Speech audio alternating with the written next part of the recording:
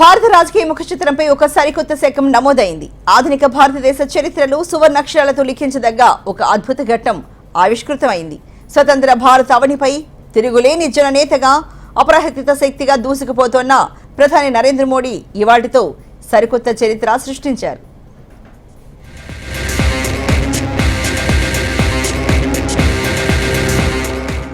భారతదేశ తొలి ప్రధానమంత్రి పండిట్ జవహర్ లాల్ నెహ్రూ పేరున 6 దశాబ్దాలుగా చెక్కు చెదరకుండా ఉన్న రికార్డును దాటేసి దేశ చరిత్రలోనే అత్యధిక కాలం నిరంతరాయంగా పరిపాలించిన ప్రజాస్వామ్యబద్ధంగా ఎన్నికైన ప్రధానిగా నరేంద్ర మోడీ సరికొత్త రికార్డును లిఖించారు.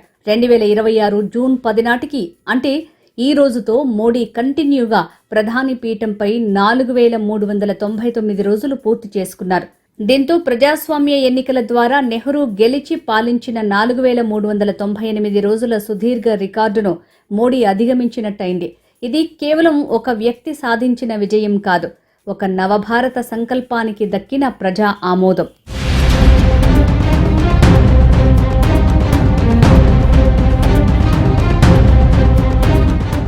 మోడీ రాజకీయ ప్రస్థానం ఒక అద్భుత కావ్యం. సామాన్య కుటుంబంలో పుట్టి చాయ్వాలా స్థాయి నుంచి దేశాన్ని శాసించే స్థాయికి ఎదిగిన మోడీ ప్రయాణమే ఒక పెద్ద ఉదాహరణ. 2001 అక్టోబర్ 7న గుజరాత్ సీఎంగా బాధ్యతలు చేపట్టిన నాటి నుంచి నేటి వరకు ఆయన వెనకడుగు వెయ్యలేదు. గుజరాత్ను అభివృద్ధి పదంలో నడిపించి గుజరాత్ మోడల్ ద్వారా దేశ ప్రజల దృష్టిని ఆకర్షించారు. 2014లో అచ్చేదిన్ నినాదంతో ఢిల్లీ పీఠాన్ని కైవసం చేసుకున్న మోడీ ఆ తర్వాత వెనుదిరిగి చూసుకోలేదు. 2014, 2019, 2024 లోక్సభ ఎన్నికల్లో వరుసగా 3 సార్లు విజయం సాధించి నెహ్రూ తర్వాత వరుసగా 3 సార్లు ప్రధాని అయిన ఏకైక నేతగా రికార్డు సృష్టించారు. అంతేకాదు గుజరాత్ సీఎం, దేశ ప్రధాని పదవులను కలిపి చూస్తే దేశంలోనే అత్యధిక కాలం సుమారు 9000 రోజులకు పైగా పాలించిన నేతగా మోడీ ఇదివరకే పవన్ కుమార్ చామ్లింగ్ రికార్డుని బద్దలు కొట్టారు.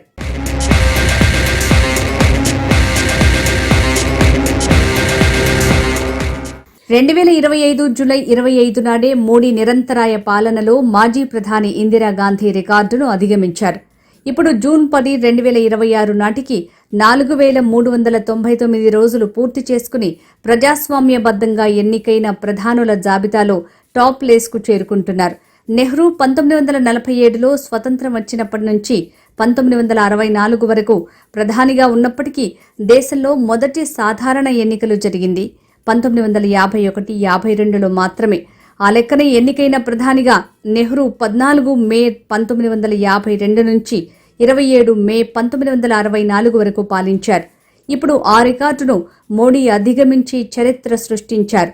కాంగ్రెసేతర ప్రధానిగా ఈ స్థాయి ప్రజాదరణను, సుదీర్ఘ రాజకీయ జీవితాన్ని సొంతం చేసుకోవటం మోడీ నాయకత్వ పట్టిమకు నిదర్శనం.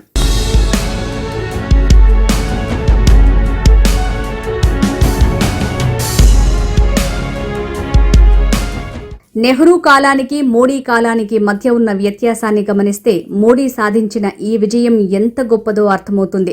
నెహ్రూ ప్రధానిగా ఉన్నప్పుడు దేశ జనాభా కేవలం 34 కోట్లు. కానీ నేడు మోడీ 146 కోట్లకు పైగా జనాభా కలిగిన సార్వభౌమ దేశాన్ని నడిపిస్తున్నారు. నాటి రోజుల్లో కేవలం ఒకే ఒక్క కాంగ్రెస్ పార్టీ హవా నడిచేది. బలమైన ప్రతిపక్షాలు లేవు, ప్రాంతీయ పార్టీల ఊసే లేదు.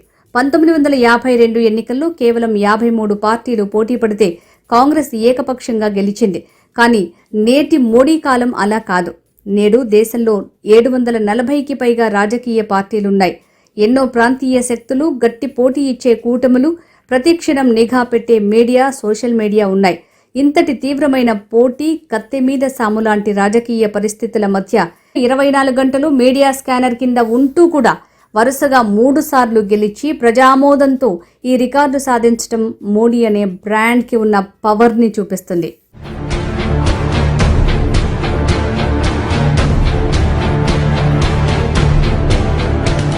నరేంద్ర మోడీ కేవలం భారతదేశ ప్రధాని మాత్రమే కాదు, ప్రపంచ వేదికలపై సత్తా చాటుతున్న గ్లోబల్ లీడర్. G20 సదస్సును భారత్లో విజయవంతంగా నిర్వహించడం ద్వారా ప్రపంచ దేశాల చూపును భారత్ వైపు తిప్పారు. అమెరికా, రష్యా, అరబ్ దేశాలు సైతం మోడీ దౌత్య నీతికి దాసోహమంటున్నాయి. ఇక డిజిటల్ ప్రపంచంలో మోడీకి సాటి వచ్చే నాయకుడే లేడు. ప్రపంచంలోనే అత్యధిక సోషల్ మీడియా ఫాలోయింగ్ ఉన్న ఏకైక నేత మోడీ. ఈ రికార్డులు అమెరికా అధ్యక్షులకు సైతం సాధ్యం కాలేదు. ఆధునిక యువతతో, టెక్నాలజీతో మోడీ ఎంతగా మమేకమయ్యారో చెప్పడానికి ఈ అంకెలే నిదర్శనం. మోడీ ఈ 12 ఏళ్ల పాలనలో దేశాన్ని అన్ని రంగాల్లో అగ్రపథాన నిలిపారు. గతంలో ఎన్నడూ లేని విధంగా దేశ మౌలిక సదుపాయాల రంగం రూపురేఖలు మారిపోయాయి. 2014లో 16 ఉన్న ఐఐటీల సంఖ్య 23కు చేరింది. ఐఐఎంలు 13 నుంచి 21కి, ఎయిమ్స్ సంస్థలు 7 నుంచి 23కు పెరిగాయి. యూపీఐ ద్వారా డిజిటల్ చెల్లింపుల్లో భారత్ని ప్రపంచంలోనే నంబర్ 1గా నిలిపారు. పేదలకు ఉచిత రేషన్, ఆయుష్మాన్ భారత్ ద్వారా ఉచిత వైద్యం, పక్కా గృహాల నిర్మాణం, స్వచ్ఛ భారత్ మిషన్ ద్వారా కొంతమంది జీవితాల్లో వెలుగులు నింపారు. కశ్మీర్లో ఆర్టికల్ 370 రద్దు, అయోధ్యలో భవ్య రామమందిర నిర్మాణం వంటి శతాబ్దాల నాటి కలలను సాకారం చేసి సాంస్కృతిక జాతీయవాదానికి కొత్త నిర్వచనం ఇచ్చారు.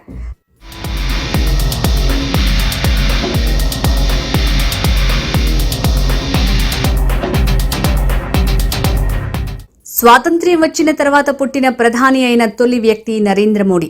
దేశాన్ని 5వ అతిపెద్ద ఆర్థిక వ్యవస్థగా మార్చి త్వరలోనే 3వ అతిపెద్ద ఆర్థిక వ్యవస్థగా మార్చే దిశగా అడుగులు వేస్తున్నారు. దేశ రక్షణ రంగంలో ఆత్మనిర్భర్ భారత్ నినాదంతో స్వదేశీ ఆయుధాల తయారీని పెంచి శత్రు దేశాల గుండెల్లో నిద్రపోతున్నారు. సర్జికల్ స్ట్రైక్స్ ద్వారా భారత సైనిక పటిమను ప్రపంచానికి చాటారు.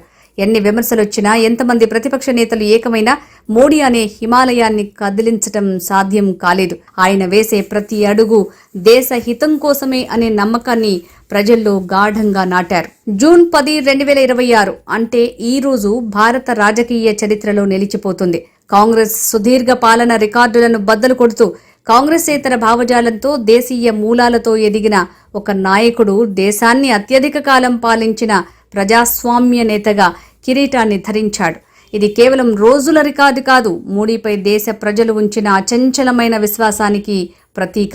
నెహ్రూ మార్కును దాటి ఇందిర రికార్డును తుడిచివేసి సరికొత్త మోడీ శకం వైపు భారత్ అడుగులు వేస్తోంది. రాబోయే రోజుల్లో ఈ రికార్డును అందుకోవటం ఏ రాజకీయ నాయకుడికైనా అసాధ్యమనే చెప్పాలి.